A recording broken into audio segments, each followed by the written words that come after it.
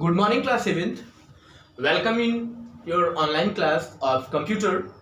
Dear students, as you all know that your chapter number 7 is end, and today I will start your chapter number 8 more on HTML for the revision. Okay. Dear students, as you all know that from next week your periodic test exam will be start, and I hope all you understand very well all the chapters of periodic test 2. Let's begin your chapter number 8. Dear students, जैसा कि chapter number 8 more on HTML है और इसके पहले जो आपने पढ़ा chapter number 7 वो भी बेस्ड ऑन HTML था, यानी HTML का इंट्रोडक्शन था। तो अभी हम लोगों ने चैप्टर नंबर 7 में जो जो पढ़ा, जिन टैग्स के बारे में पढ़ा, अब यहाँ पर हम उन टैग्स को एक्सप्लेन तरीके से यानी उनके एट्रीब्यूट्स के बारे में पढ़ेंगे। जैसे अभी हम लोग ये जानते हैं कि HTML हेड, टाइटल, बॉडी, ये सारे टैग्स हम लोगों ने लर्न किए। लेकिन अब क्या होते हैं कि बॉडी टैग्स के अंदर भी हमने आपको बताया था कि किसी भी टैग के 3 पार्ट्स होते हैं। कौन कौन से होते हैं? एक तो टैग होता है मेन टैग, दूसरा होता है आपका एट्रीब्यूट और तीसरा आपका होता है वैल्यू। तो टैग अभी आपने जाना कि जैसे आपका HTML होता है, हेड होता है, टाइटल होता है, बॉडी होता है, इट्सेट्रा, बोल्ड, इटैलिक, अंडरलाइन, बहुत सारे होते हैं। लेकिन अभी आप एट्रीब्यूट के बारे में, एट्रीब्यूट्स क्या होते हैं, उसके वैल्यू क्या होते हैं, अब इन चीज़ों के बारे में हम लोग जानेंगे। तो बॉडी टैग सबसे पहले क्या होता है? सबसे पहले तो जो टैग्स होते हैं, टैग्स कितने टाइप्स के होते हैं? 2 टाइप्स के होते हैं। एक कौन सा होता है? पहला होता है आपका कंटेनर टैग और दूसरा आपका होता है व्हाट? Empty tag. तो हमने आपको पिछली क्लास में पहले ही बताया कि कंटेनर टैग क्या होता है, यानी कंटेनर टैग ऐसे टैग्स जो कि क्या होते हैं, ओपन होते हैं और वर्क हो जाने के बाद उसको हमको क्लोज भी करना पड़ता है। लेकिन एम्प्टी टैग क्या होते हैं? एम्प्टी टैग जो ओपन तो होते हैं लेकिन क्लोज नहीं होते। जैसे आपका BR टैग होता है, ब्रेक द लाइन। ओके, तो BR टैग ओपन तो होता है, जहां पे आपको लाइन ब्रेक करना होता है BR का यूज करते हैं, लेकिन वो फिर दोबारा से क्लोज नहीं होता है। BR होता है आपका इमेज टैग होता है, यानी इमेज इंसर्ट करने के लिए ओपन तो होता है लेकिन इमेज क्लोज नहीं होता है। तो these are called what? Empty tag. Okay, आइए अब हम लोग आगे बढ़ेंगे और बॉडी टैग के बारे में देखेंगे कि बॉडी टैग क्या होता है।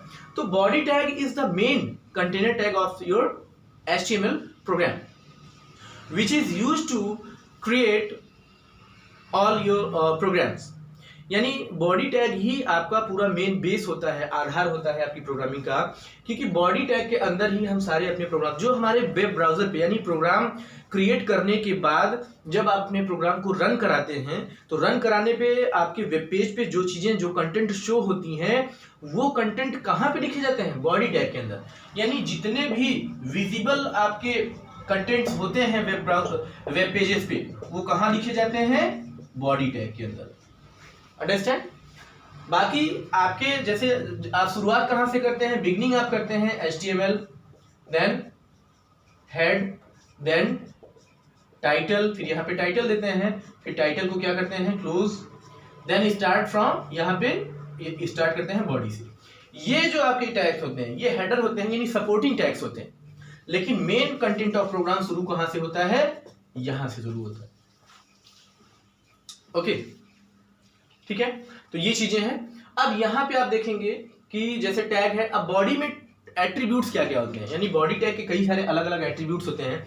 बॉडी टैग के बारे में आप जानते हैं कि बॉडी टैग का क्या यूज होता है, और अभी हमने फिर से उसको रिकॉल किया, फिर से हमने आपको बताया कि बॉडी टैग को हम लोग कैसे यूज करेंगे। अब बॉडी टैग के कुछ एट्रीब्यूट्स होते हैं, उसके बारे में हम लोग जानेंगे। सबसे पहला एट्रीब्यूट होता है आपका बैकग्राउंड, यानी बॉडी बैकग्राउंड।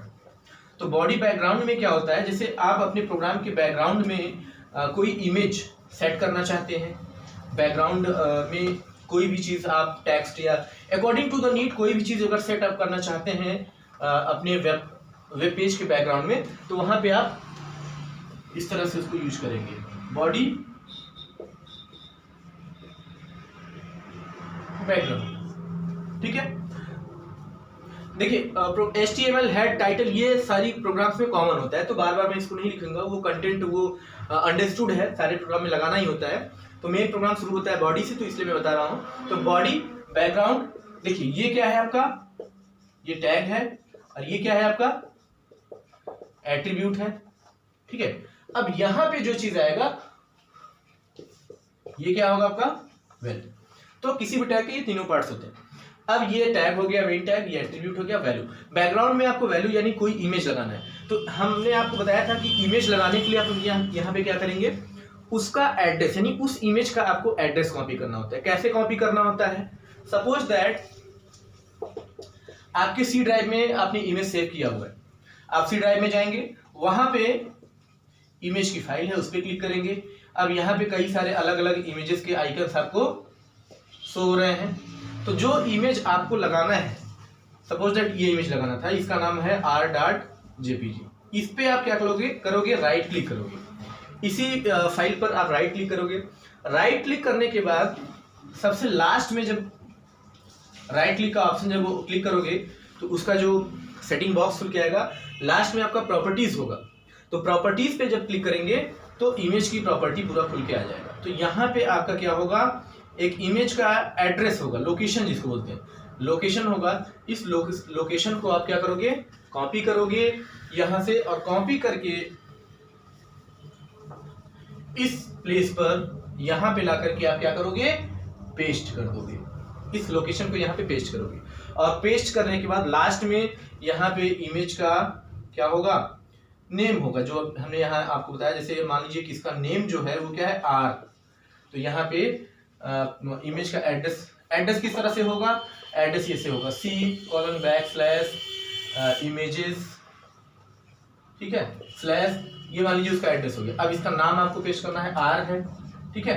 अब R के बाद जो इसका क्या होगा, एक्सटेंशन नेम JPG है तो JPG, और उसके बाद इसको क्लोज कर देंगे, ठीक है। तो इस तरह से हम अपने बैकग्राउंड को भी यहाँ पे चेंज कर सकते हैं। तो बहुत सिंपल तरीका है, तो इस तरह से यहाँ पे हम इसको चेंज कर सकते हैं। इसी तरह से हम लोग इमेज भी इंसर्ट कर सकते हैं। तो ये तो हुआ बैकग्राउंड एट्रीब्यूट, ठीक है। बैकग्राउंड के बाद एक आपका दूसरा एट्रीब्यूट इसी में होता है बीजी कलर, यानी बैकग्राउंड कलर। अभी तो हमने बैकग्राउंड को चेंज करना सीखा, जैसे इमेज लगाना सीखा। अब हमें अगर बैकग्राउंड के कलर को चेंज करना है, सपोज दैट आपका जो वेब पेज है, बाय डिफॉल्ट बैकग्राउंड का जो कलर होता है वो क्या होता है, व्हाइट होता है। तो अगर इसके कलर को हम चेंज करना चाहेंगे तो उसके लिए जो अगला एट्रीब्यूट मैं आपको बता रहा हूं क्या होता है, ये बीजी कलर इसको बोलते हैं, यानी background colour, body BG colour. ये तो यहाँ पे आप कुछ भी दे सकते हैं, रेड आपने दिया, रेड करके अपने इसको कर दिया। अब यहाँ पे जो लिखेंगे, जब आप अपने प्रोग्राम को रन कराएंगे सेव करने के बाद, तो आपका जो ये बैकग्राउंड होगा आपके वेब पेज का, वो किस कलर में आ जाएगा, रेड कलर में। तो इस तरह से हम अब यहाँ पे आप कोई भी कलर आप दे सकते हैं, तो इस तरह से कलर भी शो करा सकते हैं। तो आपका बीजी कलर हुआ। बीजी कलर के बाद यहाँ पे आपका नेक्स्ट जो एट्रीब्यूट होता है वो टेक्स्ट एट्रीब्यूट होता है, और टेक्स्ट एट्रीब्यूट के थ्रू आप क्या कर सकते हैं, कोई भी टेक्स्ट आप इंसर्ट कर सकते हैं।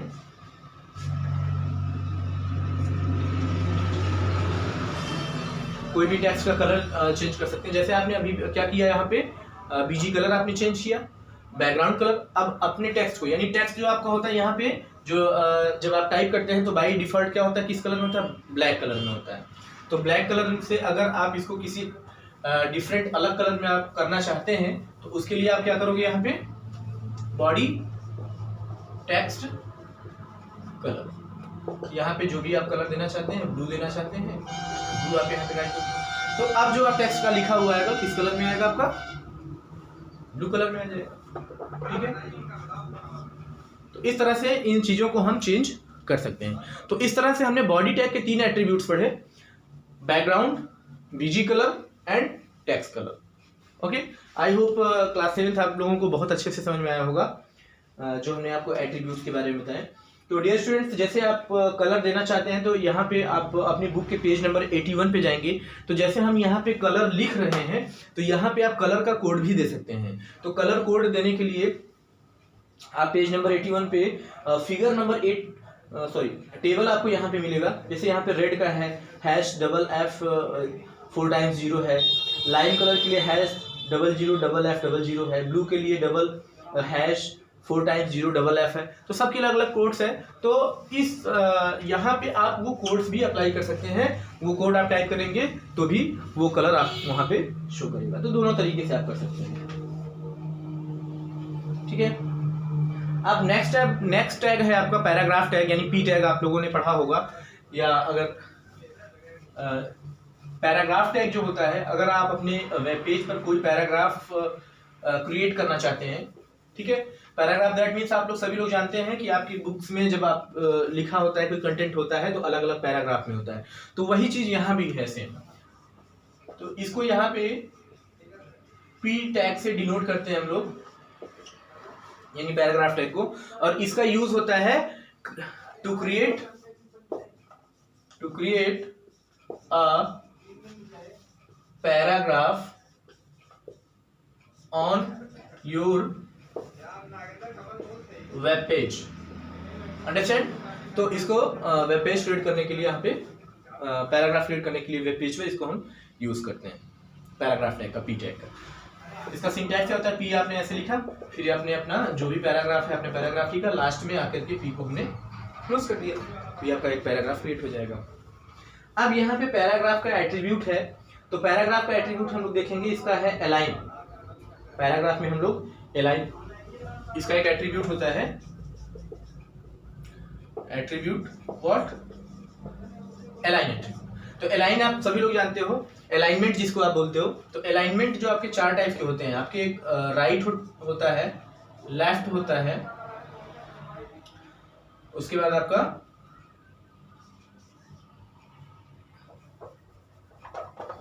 राइट लेफ्ट, उसके बाद आपका एक होता है सेंटर और जस्टिफाई। 4 होते हैं, right left centre and justify. तो आप जब इसको यूज करेंगे तो किस तरह से यूज करेंगे, जैसे आपने यहाँ पे आपने पी टैग लिखा आपने, अब पी टैग में आपको यहाँ पे फिर align, P align is equal to double inverted comma में जो आपको इसमें से लेना है, राइट लेना है, तो आप यहाँ पे राइट लिख देंगे, इसको ऐसे क्लोज करेंगे। लास्ट में ये इसका ये टैग हो गया, ये एट्रीब्यूट हो गया, इसकी वैल्यू हो गई, और यहाँ पे लास्ट में सिर्फ पी को क्लोज करेंगे अपना पैराग्राफ लिखने के बाद। तो अब यहाँ पे वैल्यू आपका right left according to the need आप कोई भी वैल्यू यहाँ पे ले सकते हैं और पैराग्राफ टैग को यूज कर सकते हैं।